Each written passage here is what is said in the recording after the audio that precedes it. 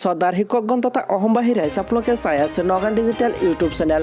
বন্ধুসকল, ইতিমধ্যে দুটা গুৰুত্বপূৰ্ণ খবৰ ওলাই আহিছে। এই দুয়োটা খবৰে আপোনাৰ জনাটো দৰকাৰ, সেয়ে আপোনালোকে আজিৰ এই ভিডিঅ'টো সম্পূৰ্ণৰূপে চাবলৈ নাপাহৰিব। আৰু বন্ধুসকল, আজিৰ এই ভিডিঅ'টো শ্বেয়াৰ কৰিবলৈ নাপাহৰিব, কিয়নো আপোনালোকৰ এটা শ্বেয়াৰে দুজন মানুহ উপকৃত হ'ব পাৰে, নতুবা আজিৰ খবৰটো জানিব পাৰে। আৰু যদি আপুনি এই চেনেলখনত নতুন হয় তেন্তে এই চেনেলখন ছাবস্ক্ৰাইব কৰি কাষত থকা বেল আইকনটো বজাই দিবলৈ নাপাহৰিব।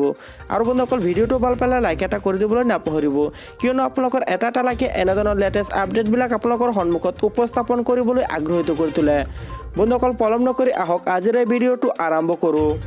বন্ধুসকল, আপোনালোকে ফাৰ্ষ্টতে চাবলৈ পাইছে ছ'চিয়েল মিডিয়াত ভাইৰেল জলসিঞ্চন বিভাগৰ পৰীক্ষাৰ প্ৰশ্ন কাকত। শনিবাৰৰ পৰা অনুষ্ঠিত হৈছে জলসিঞ্চন বিভাগৰ 644টা পদৰ বাবে লিখিত পৰীক্ষা। জলসিঞ্চন বিভাগৰ পৰীক্ষাত ব্যাপক বিসংগতিৰ অভিযোগ। ছ'চিয়েল মিডিয়াত ভাইৰেল হৈ পৰিছে পৰীক্ষাৰ প্ৰশ্ন কাকত। এই কাণ্ডক লৈ এতিয়া বিমোৰত পৰিছে একাংশ পৰীক্ষাৰ্থী। প্ৰশ্ন কাকত ভাইৰেল হোৱা ঘটনাক লৈ এতিয়া সৃষ্টি হৈছে তীব্ৰ প্ৰতিক্ৰিয়াৰ। উল্লেখযোগ্য যে শনিবাৰৰ পৰা অনুষ্ঠিত হৈছে জলসিঞ্চন বিভাগৰ 644টা পদৰ বাবে লিখিত পৰীক্ষা। আৰু ইয়াতে কোৱা হৈছে যে ব্লেক লিষ্টেড প্ৰতিষ্ঠানক পৰীক্ষা পৰিচালনাৰ দায়িত্ব দিয়া হৈছিল বুলি কিছুদিন পূৰ্বে অভিযোগ উত্থাপন কৰিছিল অসম সংগ্ৰামী মঞ্চই। এপটেক লিমিটেড নামৰ ব্লেক লিষ্টেড প্ৰতিষ্ঠানটোক দিয়া হৈছিল পৰীক্ষাৰ পৰিচালনাৰ দায়িত্ব। নিযুক্তিৰ ক্ষেত্ৰত বিভাগটোৱে ব্যাপক দুৰ্নীতিত লিপ্ত হোৱা বুলি অভিযোগ কৰিছিল সংগঠনটোৱে।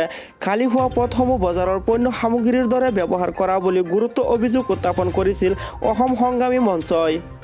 বন্ধুসকল, দ্বিতীয় খবৰটো চাই আছে, ইয়াতে ভালকৈ বুজি ল'ব। স্নাতক উত্তীৰ্ণ চাকৰিয়ালৰ ন্যূনতম দৰমহা কিমান হ'ব লাগিব? উচ্চতম ন্যায়ালয়ৰ নিৰ্দেশনা চৰকাৰক। স্নাতক উত্তীৰ্ণ চাকৰিয়ালসকলৰ বাবে ন্যূনতম দৰমহা নিৰ্ধাৰণ কৰি দিছে উচ্চতম ন্যায়ালয়ে।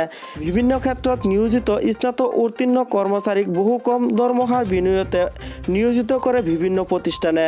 ফলত যথেষ্ট পৰিমাণে আৰ্থিক সংকটত পৰাও দেখিবলৈ পোৱা যায়। কিন্তু স্নাতক উত্তীৰ্ণ কৰ্মচাৰীক যেন কিছু সকাহ দিছে উচ্চতম ন্যায়ালয়ে। চৰকাৰক উচ্চতম ন্যায়ালয়ৰ নিৰ্দেশ, স্নাতক উত্তীৰ্ণ কৰ্মচাৰীৰ মাহে দৰমহা ন্যূনতম হ'ব লাগিব 19,572 টকা। আৰু ইয়াতে কৈছে উচ্চতম ন্যায়ালয়ে শিক্ষা অনুযায়ী দৰমহা নিৰ্ধাৰণ কৰি দিছে। দিল্লী চৰকাৰক দিয়া নিৰ্দেশ অনুসৰি মেট্ৰিক উত্তীৰ্ণ চাকৰিয়ালৰ ন্যূনতম দৰমহা হ'ব প্ৰতি মাহে 16,341 টকা। উচ্চতৰ মাধ্যমিক উত্তীৰ্ণ চাকৰিয়ালৰ মাহিলী ন্যূনতম দৰমহা হ'ব 17,991 টকা। স্নাতক উত্তীৰ্ণ চাকৰিয়ালৰ ন্যূনতম দৰমহা হ'ব লাগিব প্ৰতি মাহে 19,572 টকা।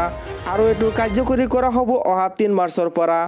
বন্ধুসকল, ইয়াৰ পৰা স্পষ্ট হয়, যদি আপুনি এজন ভেঞ্চাৰ স্কুলৰ শিক্ষক হয়, যদি আপোনালোকৰ অৰ্হতাটো এনেধৰণৰ হয়, তেন্তে আপোনালোকে ইয়াৰ পৰা স্পষ্ট হয় আপোনালোকে এনেধৰণৰ দৰমহা কেইটা পাব।